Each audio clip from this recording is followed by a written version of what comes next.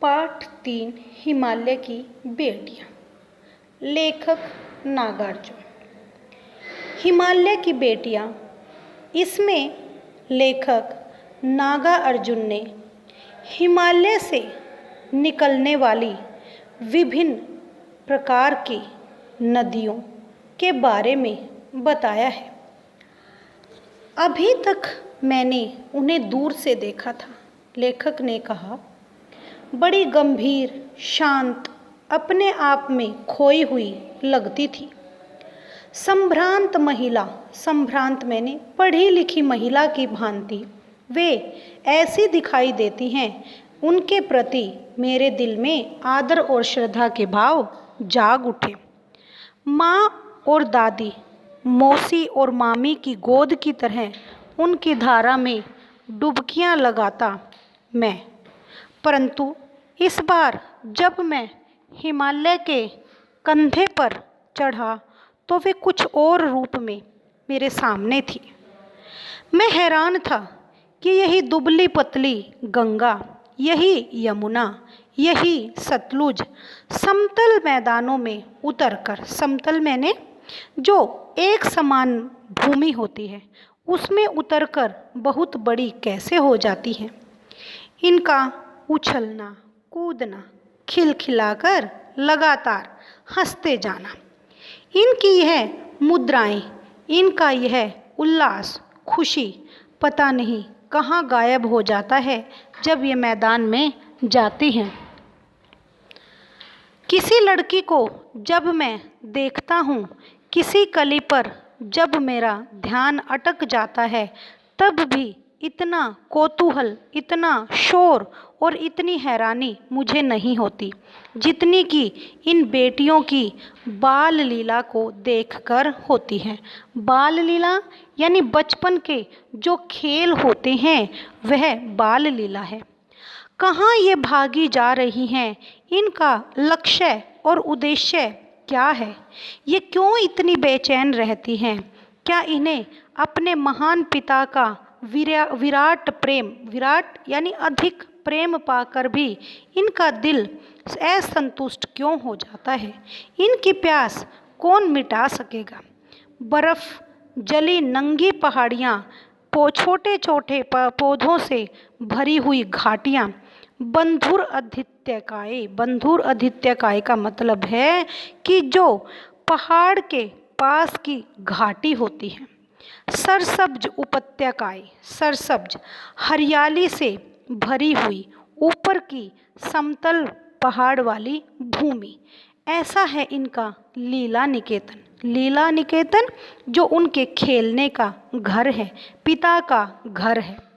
खेलते खेलते जब ये जरा सी दूर निकल जाती हैं तो देवदार, चीड़, सरो, चिनार, सफ़ेदा, कैल के जंगलों में पहुंचकर ये सभी पेड़ अपनी बीती बातें याद करने का मौका ले लेते हैं।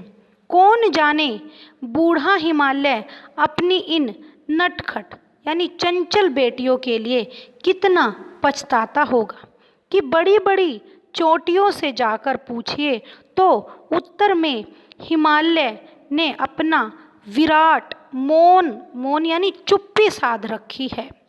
क्यों, ऐसा क्या है। सिंधु और ब्रह्मपुत्र ये दोनों नाम हैं नदियों के। इनके सुनते ही रावी, सतलुज, व्यास, चिनाब, झेलम, काबुल, कपीशा, गंगा, यमुना, सरयू, गंडक, कोसी आदि हिमालय की छोटी बड़ी सभी बेटियां आँखों के सामने नाचने लगती हैं। वास्तव में सिंधु और ब्रह्मपुत्र स्वयं कुछ नहीं है।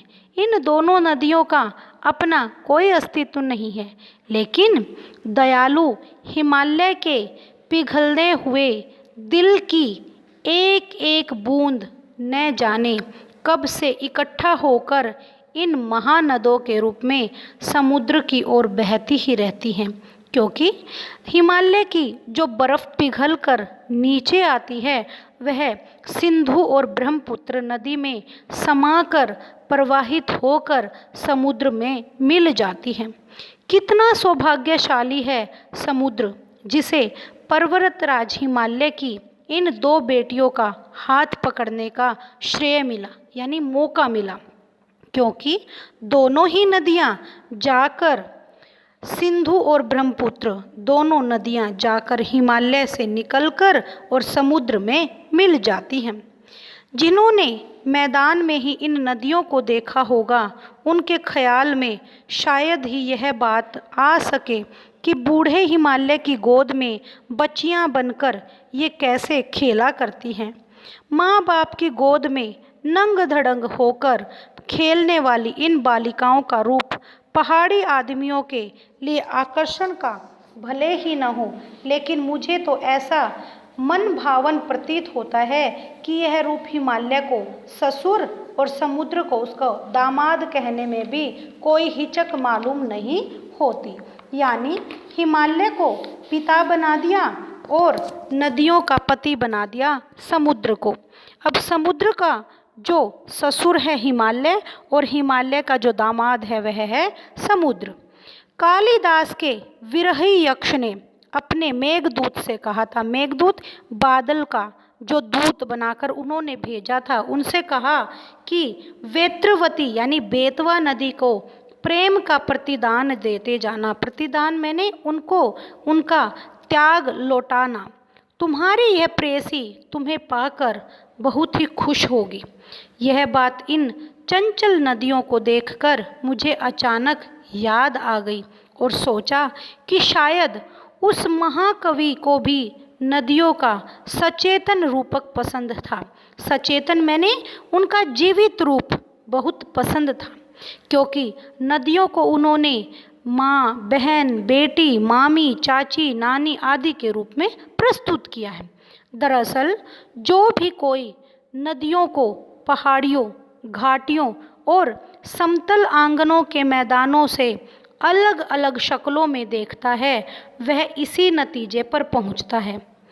काका कालेलकर ने नदियों को लोक माता कहा है। लोक माता यानी संसार की माता। किंतु माता बनने से पहले यदि हम इन्हें बेटियों के रूप में देख लें तो क्या हर्ज है, क्या नुकसान है। और थोड़ा आगे चलिए, इन्हीं से हम अगर बहुत अधिक प्रेम भावना करें तो वह भी बहुत अच्छी रहेगी। ममता का एक और धागा भी है जिसे हम एक साथ जोड़ सकते हैं। बहन का स्थान कितने कवियों ने इन नदियों को दिया है। एक दिन मेरी भी ऐसी भावना हुई कि थोलिंग यानी तिब्बत में मेरे मन उचट गया। तबीयत ढीली थी। सतलुज के किनारे जाकर बैठ गया। दोपहर का समय था। पैर लटकाकर पानी में आराम से बैठा रहा। थोड़ी ही देर में उस प्रगतिशील ने बहते हुए जल ने अपना असर दिखाया। तन और मन ताज़ा हो गया और मैं यह गुनगुनाने लगा। जय हो सतलुज बहन तुम्हारी, लीला अचरज बहन तुम्हारी। हुआ मुदित मन हटा खुमारी, जाऊं मैं तुम पर बलिहारी। तुम बेटी यह बाप हिमालय, चिंतित पर चुपचाप हिमालय। प्रकृति नटी के चित्रित पट पर, अनुपम अद्भुत छाप हिमालय। जय हो सतलुज बहन तुम्हारी, लीला अचरज बहन तुम्हारी। अब इसमें काका कालेलकर ने जो नदियों को माँ, बहन, बेटी के रूप में प्रस्तुत किया है, यह प्रस्तुतिकरण बहुत ही सुंदर है। यानी कि मानवीयकरण अलंकार का इसमें सौंदर्य जो प्रस्तुत हुआ है वह बहुत ही लुभावना है। इसलिए सिंधु और ब्रह्मपुत्र जो नदियां हैं वह भी समुद्र में जाकर मिलती हैं।